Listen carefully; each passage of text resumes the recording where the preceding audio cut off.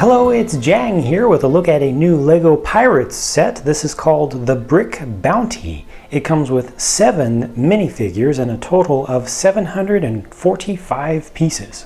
The ship is about 1.5 feet tall and a little bit longer than that. The hull is mostly constructed from 4 very large specialized boat pieces which have been around for quite a long time. They really speed up the building process and provide a lot of structural integrity to the base, but they take away a little bit from the building experience. The sails almost feel like a thick paper, but they're actually made of a synthetic cloth-like material that holds its shape pretty well. The sails won't tear very easily, and they're also water tolerant, but unfortunately the entire ship is not made to go in the water. It will not float.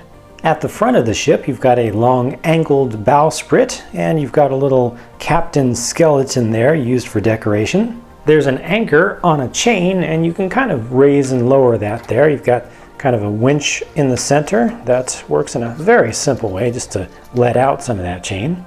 The lower part of each mast is fairly securely attached, but the second part is a little bit on the loose side, so you don't want to mess with that too much. You've got very simple rigging here with the use of just Technic pieces, so you don't have to mess around with string and stuff to get these attached. It's very simple.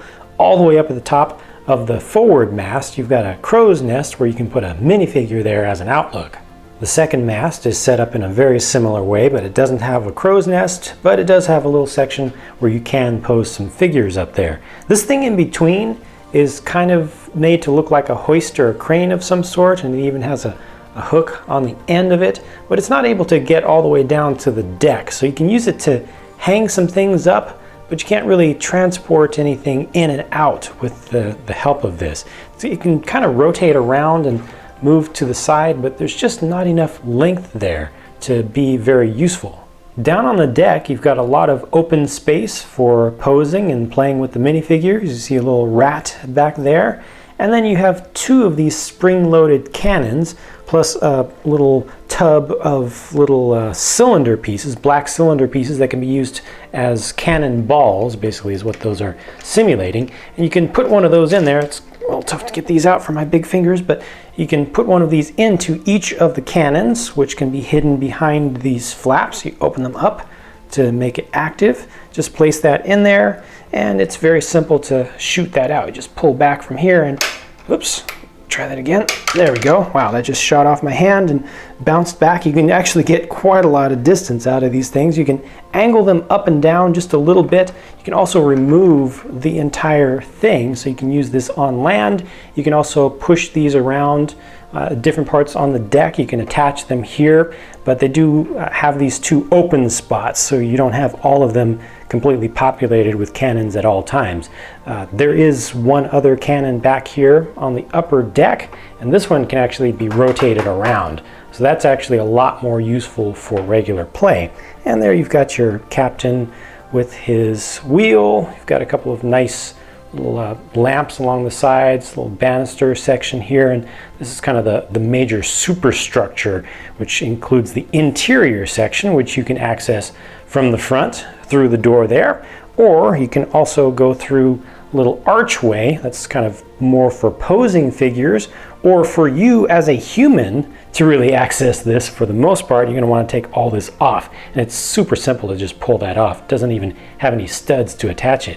The interior space is pretty bare. There's not much furniture or anything. You've just got spots along the edges where you can place things. You can see a navigational tool there called a sextant, and this is just a treasure map, and you've got just a small little table right there with a glass or a bottle on top of it.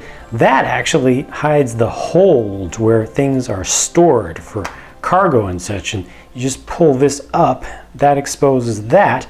That is actually a treasure chest down in there, so you have to kind of dig your fingers in even further.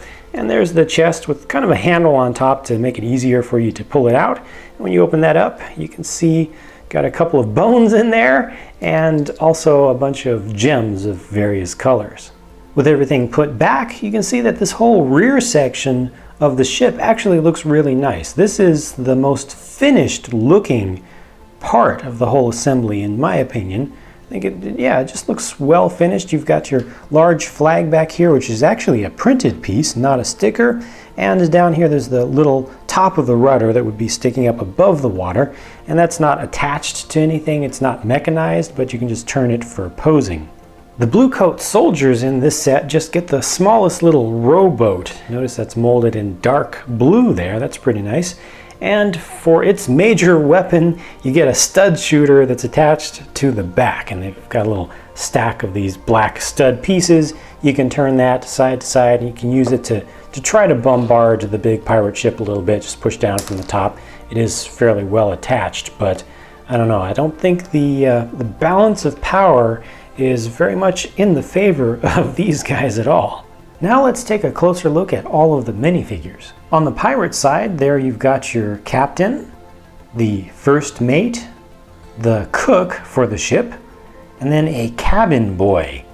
Then on the blue coat side, you've got an admiral, a sergeant, and a regular blue coat soldier. Here's a look at all of them from the back, and you'll notice that at first glance it appears that none of these have alternate faces. However, one of them does. It's the Admiral here, who has a very scared alternate face. The set includes this new version of what they call a saw-nosed shark. New mold there. This is able to open its mouth up fairly far, and it's got some open space in there so you can actually feed it stuff that can also come down. And lastly, they do also include just a few extra weapons as spares in the set that really aren't properly accounted for.